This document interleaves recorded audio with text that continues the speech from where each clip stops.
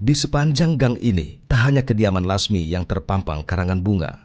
Persis di sebuah rumah Lasmi, terpajang karangan bunga, bertuliskan Maftuha. Maftuha merupakan tetangga Lasmi yang juga tewas dalam rombongan bus maut. Ramadan harus kehilangan dua orang yang sangat dicintainya. Maftuha adalah ibu Ramadan yang bersama dengan adiknya ikut dalam rombongan tersebut. Maftuha tewas seketika di tempat kejadian kecelakaan bus Ardiansyah. Pada tanggal 16 Mei 2022, Najwa, anak perempuan Maftuha pun menghembuskan nafas terakhirnya menyusul sang ibu setelah sebelumnya mendapatkan perawatan intensif di rumah sakit. Kini hanya Ramadan dan sang ayah yang menempati rumah kecil ini.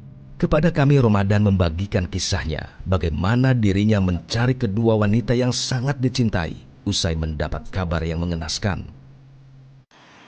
Kecelakaannya kan pagi, sekitar 6:30-an lah. Saya dapat info itu dari orang tua, sekitar jam 10-an pagi. Itu saya dapat kabar kalau ada kecelakaan. Saya langsung mencari informasi. Katanya korban dibawa ke rumah sakit Mojokerto. Kemudian saya tanya ibu sama adik saya kondisinya.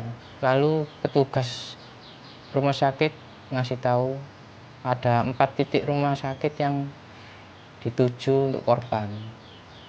Lalu habis itu saya berangkat menuju ke 4 titik semua. Dan kan ada jasad yang nggak ada identitasnya. Kemudian petugas disuruh masuk ke melihat kamar mayat. Kebetulan ayah saya yang melihat ke sana. Pas dilihat ke dalam, ada jasad ibu saya. Tapi tidak ada adik saya. Nggak lama kemudian dapat informasi adik saya ada di rumah sakit di titik yang terakhir. Pertama kali tahu bahwa oh ini jenazah ibu gitu. Reaksinya gimana Mas waktu itu? Terpukul sekali. Nggak bisa apa-apa, Mas. Badan lemas semua. Apalagi itu kan belum tahu kondisi adiknya di mana, adik saya. Jadi pikirannya udah Kalang kabut. kalang kabut banget ya Mas ya. Berbagi tugas dengan sang ayah untuk menguburkan sang ibu yang hari itu juga dimakamkan. Ramadan terpaksa harus menjaga sang adik yang mengalami kondisi kritis hingga akhirnya dirinya pun tak bisa melihat sang ibu untuk yang terakhir kalinya. Kondisi adik Mas Ramadan namanya Najwa betul? Iya, Najwa. Nah itu gimana kondisinya waktu itu? Kondisi udah kritis. Kondisi udah kritis. Kemudian sorenya kalau nggak salah sebelum maghrib dia dipindah ke ICU. Malamnya dia dioperasi karena dia kepalanya ada benjolan dalam sama kaki dua-duanya patah. Mau subuh, Kamis yang mau subuh itu disuruh masuk, katanya pasien mengalami kritis lagi. Saya masuk ke ruangan, dokter sudah memompa jantung adik saya. Katanya sih nadinya naik. Nggak lama ya adik saya nggak ada. Setelah ibu saya, adik saya nyusul. Beruntung ya Mas ya. Iya, masih bisa. Masih.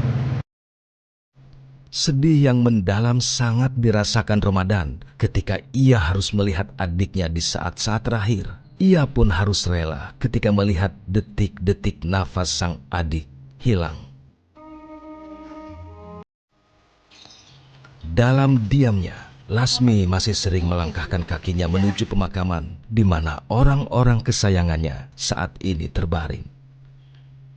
Dengan langkah yang gontai, tubuh Lasmi tetap melangkah menuju pemakaman yang tak jauh dari kediamannya.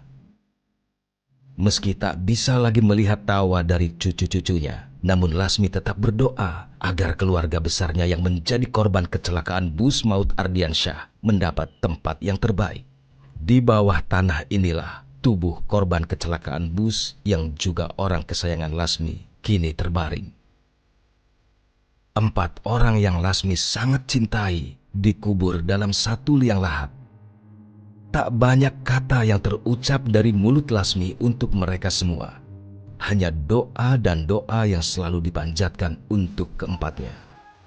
Wajah kesedihan sangat terpancar dari raut muka Lasmi ketika menabur bunga di pusaran orang yang sangat disayanginya. Dalam jiwa yang masih menyimpan rasa kesedihan yang mendalam, Lasmi menceritakan bagaimana kedekatan kepada sang anak perempuannya yang kini terbaring di bawah tanah ini. Malam ini baik semua. Jadi tidak ada kenangan yang jelek-jelek, tidak ada. Cuma biasanya anak perempuan itu membantu saya di pasar, yang saya ingat itu gitu aja. Sudah pandai, mau ditinggal gitu. Saya tangisi itu aja. Tetapi saya menerima takdir. Kenangan di pasar ada. Sudah pandai melayani orang-orang, sudah pandai. Saya sesalkan itu tok. Aku nggak ada yang membantu di pasar. Saya minta anak lapek perempuan itu saya ikuti sebetulnya. Tapi sekarang apa boleh buat? Yes. Ditinggal sudah takdir ya. Yes.